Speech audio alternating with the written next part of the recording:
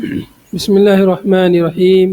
الحمد لله رب العالمين والصلاة والسلام على رسوله الكريم أما بعد.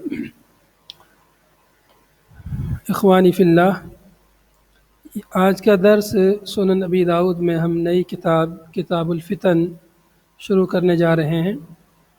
کتاب الفتن یہاں پر جو ہمارے سامنے نسخہ ہے، PDF نسخہ، اس میں اول کتاب الفتن ہے۔ میرے پاس جو مطبوعہ نسخہ ہے اس میں لکھا ہوا کتاب الفتن والملاحم۔ ملاحم کو بھی اسی کے ساتھ عنوان میں دیے ہیں، حالانکہ ملاحم کا ذکر آگے آ رہا ہے۔ اس کے بعد کتاب الفتن والملاحم کے نیچے ابواب الفتن کا عنوان ہے، جو اس نسخے میں نہیں ہے۔ بہرحال یہاں پر فتن سے کیا مراد ہے، فتن کا کیا معنی ہے؟ فتن یہ فتنتن کی جمع ہے۔ فتن فتنتن کی جمع ہے۔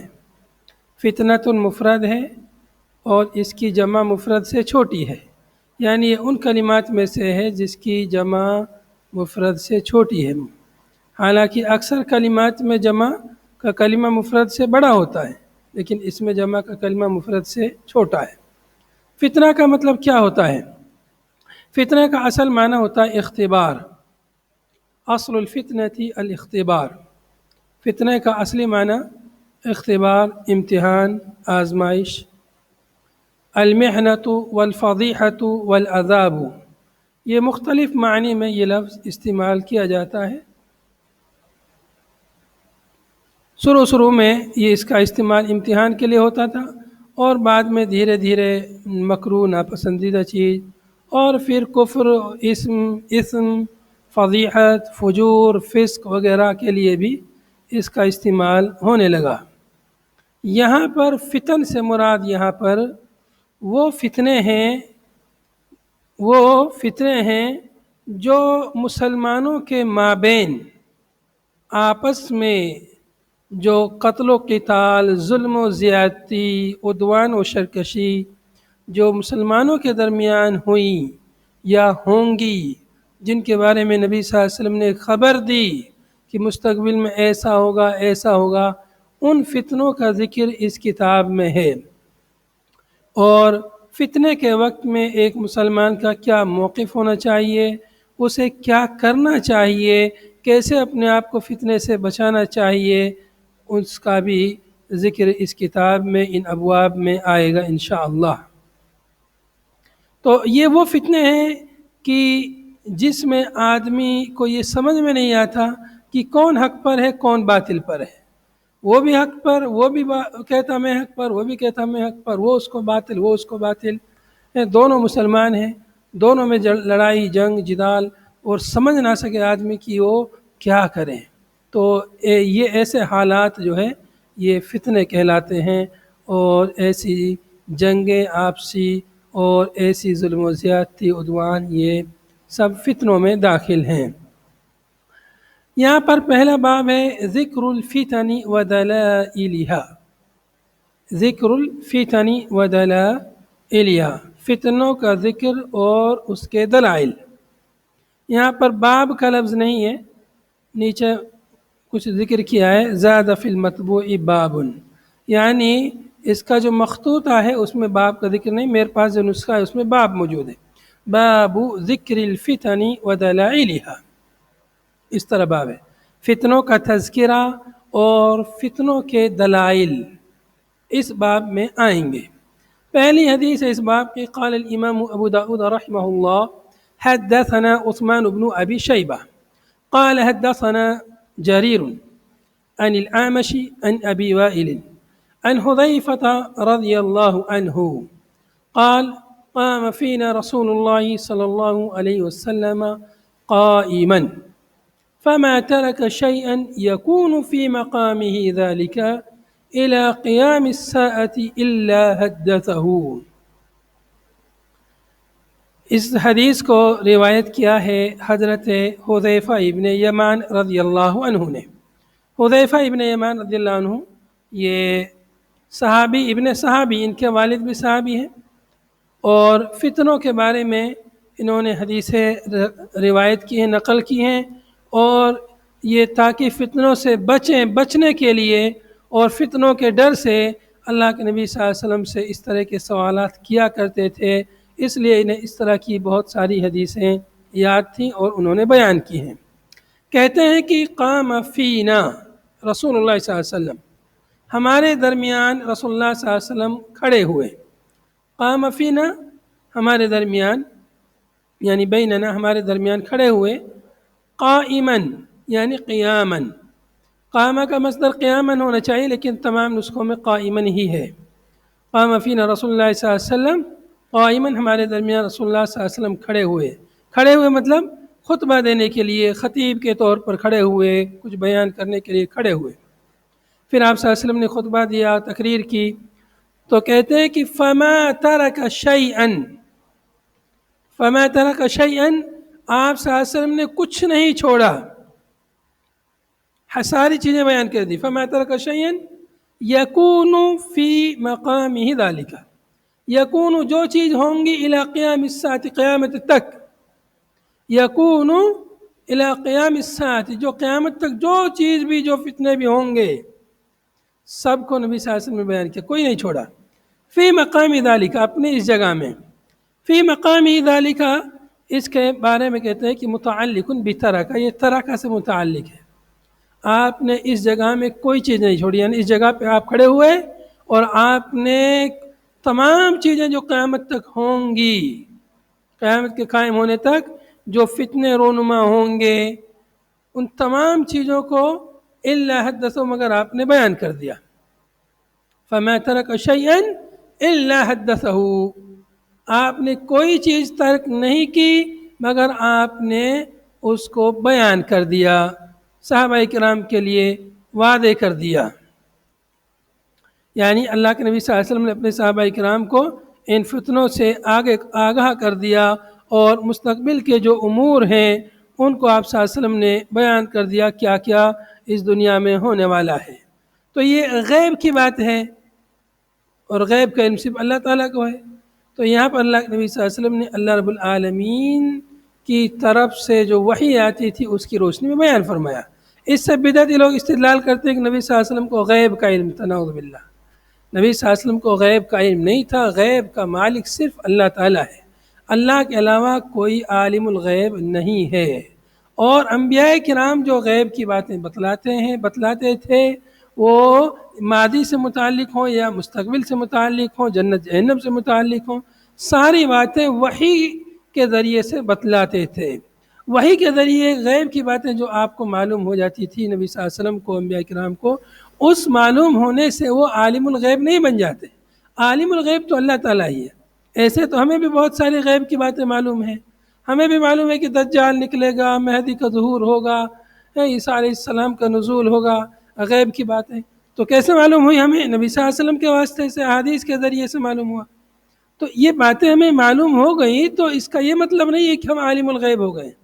تو ایسے اللہ کے نبی صلی اللہ علیہ وسلم کو جبریل امین کے ذریعے یا وحی الہام کے ذریعے ایک مستقبل کی باتیں معلوم ہوئی تھیں، ان باتوں کے معلوم ہونے سے آپ صلی اللہ علیہ وسلم عالم الغیب نہیں ہو سکتے۔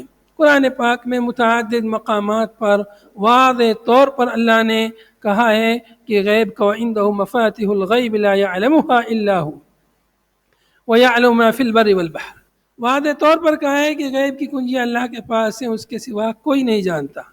اور ایک دوسرے مقام پہ فرمایا عالم الغیب فلا یظہر علی غیبہ احدا الا من ارتضی من رسول، اللہ تعالیٰ ہی عالم الغیب ہے، اپنے غیب پر کسی کو مطلع نہیں کرتا ہے سوائے اپنے رسولوں میں سے، جس کو چاہے جو بات چاہے بتا دے۔ تو جو بات بتانا چاہے اللہ تعالیٰ وہ بتا سکتا ہے، اس کے جاننے کی وجہ سے، ان باتوں کے جاننے کی وجہ سے کوئی آدمی، کوئی شخص، کوئی نبی رسول عالم الغیب نہیں ہو جاتا ہے۔ بہرحال آگے حدیث میں ہے حفظہ من حفظہ، آپ صلی اللہ علیہ وسلم نے جو باتیں بیان کی ان کو جس نے یاد رکھا یاد رکھا، حفظہ یاد کر لیا، من حفظہ جس نے یاد کیا، ونسیہ من نسیہ اور جو بھولا وہ بھول گیا۔ بہت ساری باتیں تھیں مستقبل کے تعلق سے تھی، لوگوں نے دیکھی نہیں، سوچی نہیں، ایسی بہت ساری باتیں سب ایک ساتھ جب سنے گا تو انسان جو ہے، انسان نسیان سے ہے، انسان کا یہ لازمہ ہے، اس سے بھول ہوتی ہے تو، اور خاص طور سے وہ باتیں جو اس نے دیکھی ہی نہیں ہیں، ایسی باتیں جب بیان کی جاتی ہیں تو انسان سنتا رہتا اور پھر وہ بھول جاتا ہے، سب باتیں یاد نہیں ہوتی ہیں۔ تو کچھ باتیں یاد رہی، کچھ باتیں بھول گئی، یا کچھ لوگ یاد رکھے کچھ لوگ بھول گئے مستقبل کے تعلق سے، چونکہ جو چیز دیکھی نہیں رہتی ہے اس کو آدمی زیادہ یاد نہیں رکھ پاتا ہے، صرف سننے سے وہ یاد نہیں رہ پاتی ہے۔ قد علمہ اصحابہ ہؤلاء، تحقیق کہ آپ کے یہ ساتھی اس کو جانتے ہیں۔ کس کو جانتے ہیں؟ کہ آپ صلی اللہ علیہ وسلم نے یہ ساری باتیں بیان کی تھی، سب کو معلوم ہے آپ کے صحابہ کرام کو۔ قد علمہ اصحابہ ہؤلاء، بعض نسخوں میں اصحابی ہؤلاء، میرے یہ ساتھی جانتے ہیں۔ تو ان کے جو ساتھی ہیں حذیفہ ابن یمان کے، یعنی صحابہ کرام میں سے جو ان کے ساتھی ہیں وہ جانتے ہیں، یا اصحابہ یعنی آپ صلی اللہ علیہ وسلم کے صحابہ ان کو جانتے ہیں، یہ کہ آپ صلی اللہ علیہ وسلم نے بیان کی تھی۔ وَإِنَّهُ لَيَكُونُ مِنْهُ الشَّيْءُ فَأَذْكُرُهُ، لام قسمیہ ہے، یا لام قسم کا جواب، قسم محذوف ہے، اور قسم بخدا لَيَكُونُ مِنْهُ الشَّيْءُ فَأَذْكُرُهُ، جب کوئی چیز ان میں سے ہوتی ہے تو مجھے وہ یاد آ جاتی ہے۔ کیا کہہ رہے ہیں حذیفہ ابن یمان؟ اور اللہ کی قسم لَيَكُونُ مِنْهُ الشَّيْءُ، کوئی چیز جب ہوتی ہے، رونما ہوتی ہے، یعنی آپ صلی اللہ علیہ وسلم نے جو باتیں بتلائی تھی، ایسا ہوگا، ویسا ہوگا، ویسا ہوگا، اس طرح ہوگا، تو یہ ساری باتیں سنی تھی اور سن کر کے وہ سب باتیں ذہن سے تقریباً نکل گئی تھی، لیکن جب وہ چیز رونما ہوتی تھی تب یاد آتا تھا، ہاں نبی صلی اللہ علیہ وسلم نے ایسے ہی تو بیان کیا تھا، تب یاد آتی تھی، ورنہ بات وہ بھولی بسری ہو جاتی تھی۔ تو کہتے ہیں کہ وَإِنَّهُ لَيَكُونُ مِنْهُ الشَّيْءُ فَأَذْكُرُهُ، ان میں سے جب بھی کوئی چیز رونما ہوتی فَأَذْكُرُهُ، مجھے آپ صلی اللہ علیہ وسلم کی بات یاد آ جاتی تھی کہ آپ نے یہ سب بیان کیا تھا۔ کیسے یاد آتی تھی؟ كَمَا يَذْكُرُ الرَّجُلُ وَجْهَ الرَّجُلِ إِذَا غَابَ عَنْهُ ثُمَّ إِذَا رَآهُ عَرَفَهُ، مثال انہوں نے بیان کی، جیسا آدمی یاد کرتا ہے کسی آدمی کے چہرے کو جب وہ آدمی اس سے غائب ہو جاتا ہے، پھر جب اس کو دیکھتا ہے عرفہ، اسے پہچان لیتا ہے۔ جیسے آپ کے بہت سارے ساتھی ہیں، آپ کے ساتھ ہیں، پھر یہ ساتھی ہیں جدا جدا ہو گئے، اپنے اپنے ملک، اپنے اپنے شہر چلے گئے، بہت زمانے تک ملاقات نہیں ہوئی اور بھول گئے اس کو، 10-20 سال ہو گئے، بھول گئے۔ اب کبھی اچانک ملاقات ہوتی تو کہتے یار یہ تو کہیں دیکھا دیکھا لگ رہا ہے، کہیں دیکھا ہوں میں اس کو، پھر وہ سوچتا ہے، اپنے دماغ پہ زور ڈالتا ہے، ارے ہاں یار آپ تو فلاں ہیں نا، ارے میں نے آپ کو وہاں دیکھا تھا، وہاں ملاقات ہوئی تھی، ارے آپ تو ہمارے ساتھی ہیں، بچپن کے ہم ایک ساتھ پڑھتے تھے۔ تب اس کے دماغ میں اس کی شکل پرانی والی آتی ہے اور اس کو یاد آ جاتا ہے کہ ہاں ہاں ہاں واقعی یہ وہی ہے۔ تو حذیفہ ابن یمان رضی اللہ عنہ نے مثال سے بیان کیا کہ جیسے کوئی آدمی دیکھا ہے، اس سے ملاقات ہوئی ہے، پھر وہ اس سے جدا جدا ہو جاتے ہیں، پھر بعد میں ملاقات ہوتی ہے بہت دنوں کے بعد، پھر ہی اس کا چہرہ یاد آ جاتا ہے۔ ایسے ہی ہمیں بھی وہ باتیں یاد آتی تھیں جو باتیں آپ صلی اللہ علیہ وسلم نے بیان کی تھیں، اور ہم ان سے وہ باتیں ہمارے ذہن و دماغ سے نکل گئی تھی، لیکن جب وہ واقعہ رونما ہوتا تو ہمیں یاد آتا کہ ہاں نبی صلی اللہ علیہ وسلم نے ایسا بیان کیا تھا۔ اب نبی صلی اللہ علیہ وسلم نے مستقبل کے تعلق سے، فتنوں کے تعلق سے، کہ مسلمانوں کے درمیان ایسے ایسے اور ایسے ویسے فتنے ہوں گے، وہ سب باتیں بیان کی تھی، لیکن صحابہ کرام کے ذہنوں سے وہ بات نکلی ہوئی تھی، جب فتنہ ہوتا تھا تب یاد آتی تھی، تو اس لیے انہوں نے بہت ساری باتوں کو جو ان کے ذہن و دماغ میں تھی ان کو انہوں نے بیان کر دیا تھا، جن کا ذکر ابھی آگے تفصیل سے آ رہا ہے۔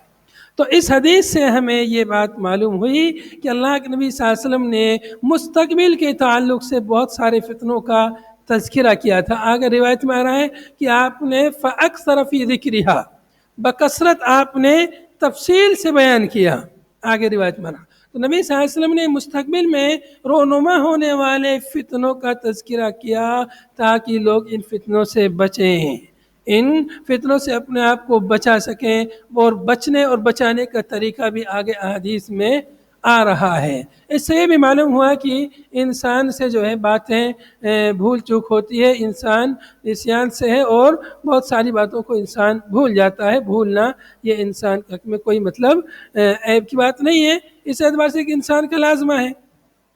باقی جو حفظ کر لیتا ہے تو یہ حفظ کر لینا اس کے لیے بہت اچھی بات، شرف کی بات ہے۔ اگلی جو روایت ہے وہ دیکھتے ہیں، روایت ضعیف روایت ہے لیکن جو ہے پڑھتے ہیں روایت کو۔ قال الامام ابو داود رحمہ اللہ حدثنا ہارون بن عبد اللہ قال حدثنا ابو داود الحفری۔ حفری یہ نسبت ہے ایک محلے کی طرف، ابو داود الحفری یہ ایک محلہ کا نام ہے، اسی کی طرف یہ نسبت ہے۔ یہ جو اگلی حدیث ہے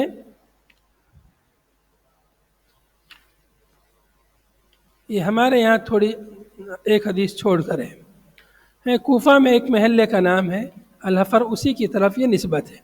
عن بدر بن عثمان عن عامر عن رجل عن عبد اللہ عن النبی صلی اللہ علیہ وسلم۔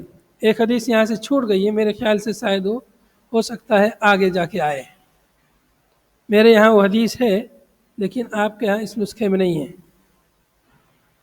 ہو سکتا ہے آگے پیچھے ہو گئی ہو۔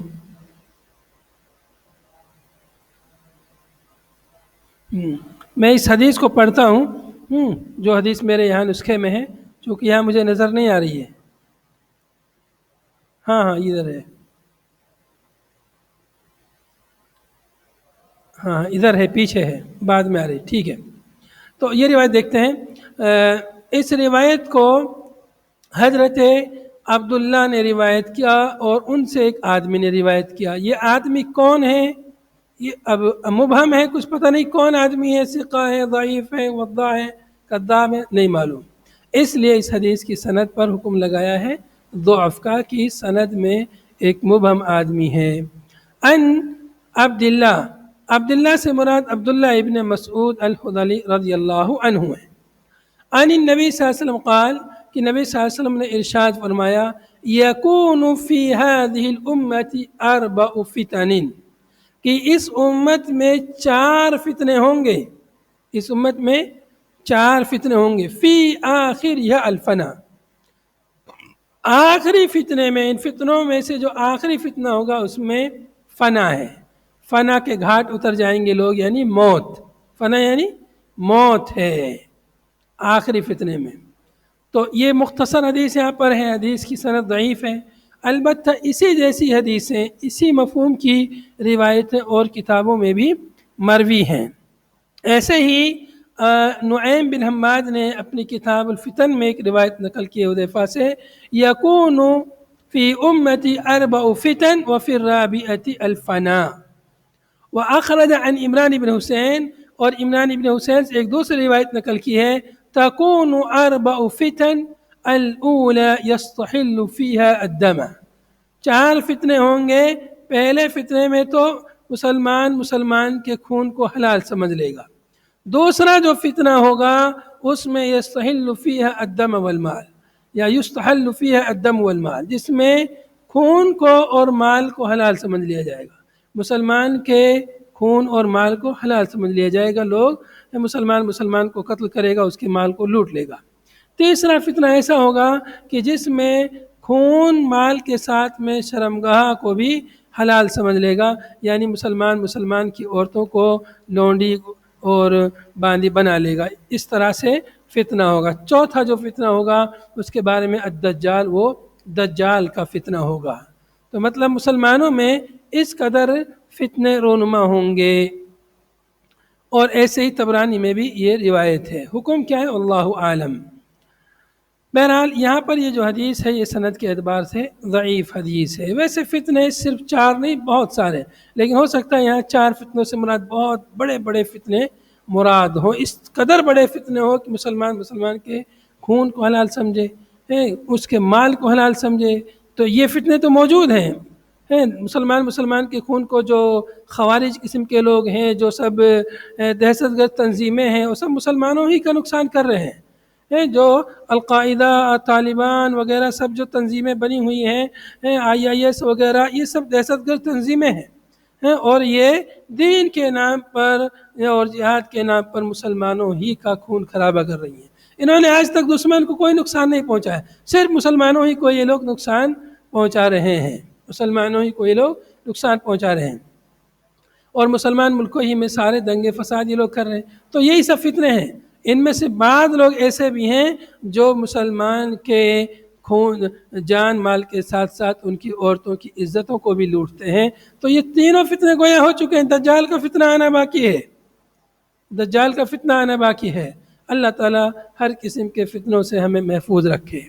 اگلی روایت اس باب کی، قال الامام ابو داؤد رحمہ اللہ حدثنا یحیی بن عثمان بن سعید الحمصی، حمص کی طرف نسبت ہے، شہر کا نام ہے حمص، شام کے شام میں۔ قال حدثنا ابو المغیرہ، ابو المغیرہ ان کا نام جو ہے عبد القدوس بن الحجاج ہے۔ قال حدثني عبد الله بن سالم قال حدثني العلاء بن عتبة عن أمير بن هاني العنسي قال سمعت عبد الله بن عمر يقول كنا قعودا عند رسول الله صلی اللہ علیہ وسلم۔ حضرت عبداللہ بن عمر رضی اللہ عنہ کہتے ہیں کہ ہم رسول اللہ صلی اللہ علیہ وسلم کے پاس بیٹھے ہوئے تھے، كنا قعودا عند رسول اللہ صلی اللہ علیہ وسلم فذكر الفتنہ، چنانچہ آپ صلی اللہ علیہ وسلم نے فتنوں کا تذکرہ کیا، فتنوں کے بارے میں بیان کیا۔ فَأَكْثَرَ فِي ذِكْرِهَا، چنانچہ آپ نے فتنوں کے تذکرے میں خوب لمبا بیان دیا، اکثر خوب زیادہ آپ نے تذکرہ کیا، فتنوں کا خوب تفصیل سے بیان کیا۔ حَتَّى ذَكَرَ فِتْنَةَ الْأَحْلَاسِ، یہاں تک کہ آپ صلی اللہ علیہ وسلم نے فتنہ احلاس کا تذکرہ کیا، فتنہ احلاس کا تذکرہ کیا۔ احلاس کیا ہے؟ احلاس حلسن کی جمع یا حلسن کی جمع ہے۔ وَهُوَ الْكِسَاءُ الَّذِي يَلِي ظَهْرَ الْبَعِيرِ تحت القطبی، یہ وہ بوری یا وہ چادر ہے جو اونٹ کی پیٹھ پر کٹہرے کے نیچے، اونٹ کی پیٹھ کے اوپر ایک کٹہرا رکھا جاتا ہے، لکڑی کا بنا رہتا ہے، اس کے اوپر جس پر آدمی بیٹھتا ہے، یا اگر اس کو اونٹ کو گاڑی میں لگایا جاتا ہے تو اس کے اوپر اس کا گاڑی کی لکڑی وغیرہ اس پر رکھی جاتی ہے، تو اس کے نیچے ایک کپڑا یا چادر یا بورا ہوتا ہے تاکہ کٹہرا اس پر اچھے سے جمع رہے، اس سے چمٹا رہے، اس پہ سے پھسلے نہیں۔ تو وہی چونکہ اس کو چمٹا رہتا ہے، اسی لیے اس فتنے کو احلاس سے تشبیہ دیا ہے، فتنے کو احلاس سے تشبیہ دیا یا اس کی اضافت احلاس کی طرف کی ہے، چونکہ احلاس یہ بھی چمٹا ہوا رہتا ہے، ایسے یہ فتنہ بھی بہت چمٹا ہوا رہے گا، لوگوں کو چمٹ جائے گا، اس سے نکلنا لوگوں کے لیے مشکل ہوگا، یا یہ لمبی مدت تک یہ فتنہ چلے گا۔ حتی ذکر فتنة الاحلاس، یہاں تک کہ آپ صلی اللہ علیہ وسلم نے فتنہ احلاس کا تذکرہ فرمایا۔ فقال قائل یا رسول اللہ، کہنے والے نے کہا اللہ کے رسول وما فتنة الاحلاس، یہ احلاس کا فتنہ کیا چیز ہے؟ قال، آپ نے فرمایا ہی حرب و حرب، حرب معنی ہوتا ہے بھاگنا، ہی حرب و حرب، اور حرب معنی جنگ۔ یہ جو فتنہ ہوگا یہ بھگم بھاگی اور جنگ کا فتنہ ہوگا، لوگ ادھر ادھر بھاگیں گے اپنی جان بچانے کے لیے، اور جنگ ہوگی، اس میں کیا ہے؟ جنگ ہوگی۔ تو یہ بھگم بھاگی کا فتنہ ہے اور جنگ کا فتنہ ہے۔ سن 1947 میں جب ملک کی تقسیم ہوئی تھی، ہندوستان سے بہت سارے مسلمان پاکستان ہجرت کر کے چلے گئے تھے، تو اس وقت جو فتنہ ہوا تھا اس فتنے کو ہمارے علاقے میں ابھی بھی بھگا بھگی کے نام سے یاد کیا جاتا ہے۔ بھگا بھگی کا فتنہ، لوگ یہاں سے اپنے گھر بار کو، زمین جائیداد کو چھوڑ کر بھاگ رہے تھے پاکستان کی طرف، کچھ لوگ یہاں رکے، کچھ لوگ بھاگ گئے، بہرحال۔ تو یہ بھگم بھاگی کا فتنہ یا بھگا بھاگی کا فتنہ یہ بہت ہی خطرناک فتنہ ہے۔ اللہ کے نبی صلی اللہ علیہ وسلم اس کو فتنہ احلاس سے تعبیر کیا۔ لیکن وہ جو فتنہ 1947 میں ہوا تھا وہ عموماً مسلم اور غیر مسلموں کے درمیان تھا، لیکن یہاں جس کا تذکرہ ہے وہ مسلمانوں کے درمیان آپس میں۔ ثم فتنة السراء، یہ فتنہ ختم ہو جائے گا، پھر کیا ہوگا؟ پھر سرا کا فتنہ ہوگا، خوشحالی کا فتنہ ہوگا، نعمتوں کا فتنہ ہوگا۔ ہاں، نعمتوں کا بھی فتنہ ہوتا ہے، خوشحالی کا فتنہ، انسان جب خوشحالی میں رہتا ہے، نعمتوں میں رہتا ہے، ناز و نعم میں، پھر وہ نافرمانی کرنے لگتا ہے اپنے رب کی، پھر رب کی نافرمانی ہی کرتے کرتے وہ بہت سارے فتنوں میں مبتلا ہو جاتا ہے۔ نافرمانی خود یہ ایک بہت بڑی آزمائش ہے، تو پھر وہ خوشحالی کی آزمائش میں مبتلا ہوگا۔ ثم فتنۃ السراء، خوشحالی کا فتنہ ہوگا، کیسا ہوگا، کہاں سے اٹھے گئے؟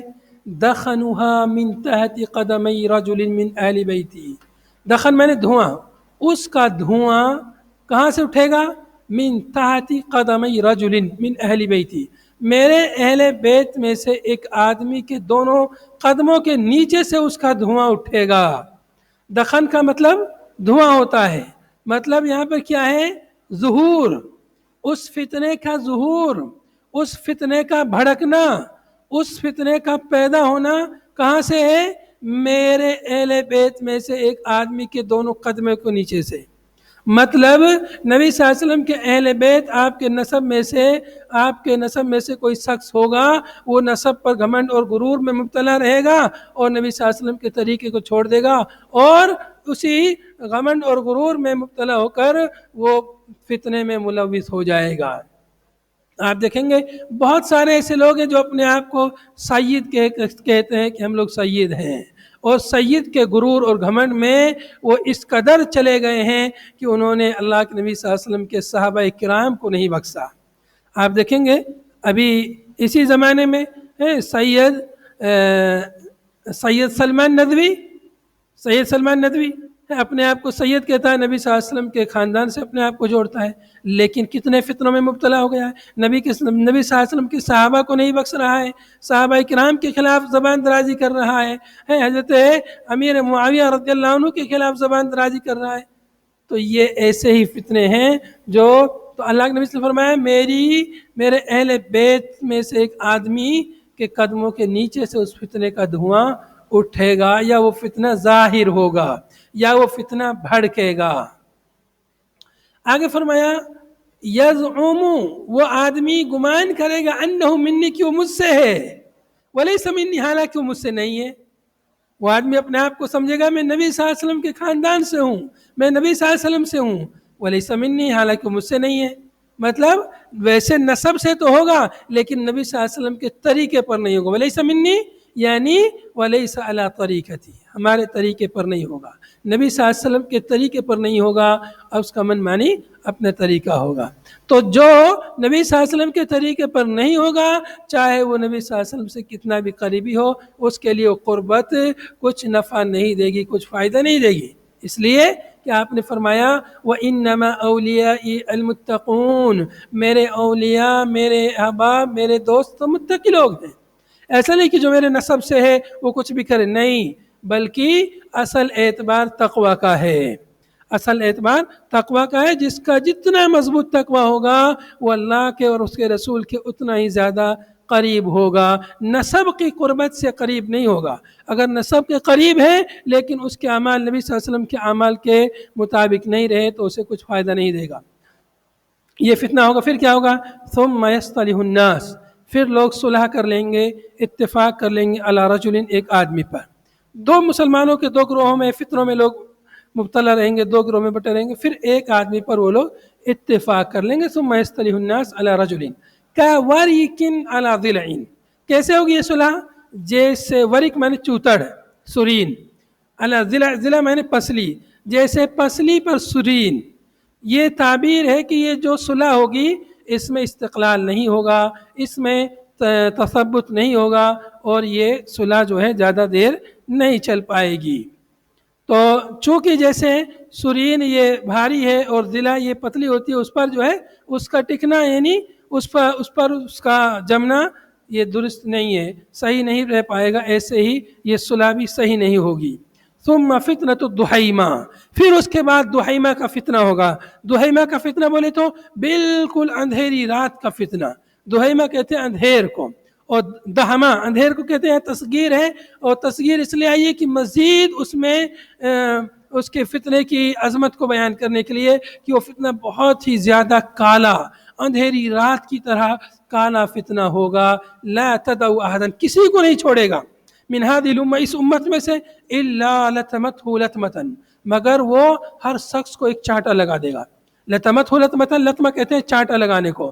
ہاتھ کا یہ جو رہتا ہے کسی کو گال پہ مار دے یہی جو ہے لطمہ ہوتا ہے. تو مگر ہر شخص کو وہ چانٹا لگائے گا مگر یعنی ہر شخص کو وہ فتنہ پہنچے گا, ہر شخص اس فتنے میں مبتلا ہو جائے گا. فَإِذَا قِيلَ جب کہا جائے گا انقضت فتنہ ختم ہو گیا, فتنہ ختم ہو گیا, تمادت اور زیادہ فتنہ بڑھ جائے گا.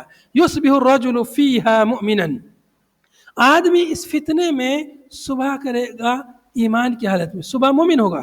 یصبح الرجل فیہا مؤمنا ایمان کی حالت میں آدمی صبح کرے گا, ویمسی کافرا اور شام کرے گا کفر کی حالت میں, شام کو کافر ہو جائے گا. صبح کو مومن ہوگا, شام کو کافر ہوگا. کیوں صبح کو مومن ہوگا؟ اس لیے کہ صبح کو مومن اس لیے ہوگا کہ وہ ایک مسلمان کے خون کو حرام سمجھے گا, اس کے خون کے بہانے کو, اس کی عزت کو اپنے لیے حرام سمجھے گا, اور شام ہوتے ہوتے وہ اس کی عزت کو اپنے لیے حلال سمجھ لے گا, وہ اس کی جان اور مال کو, خون کو اپنے لیے حلال سمجھ لے گا.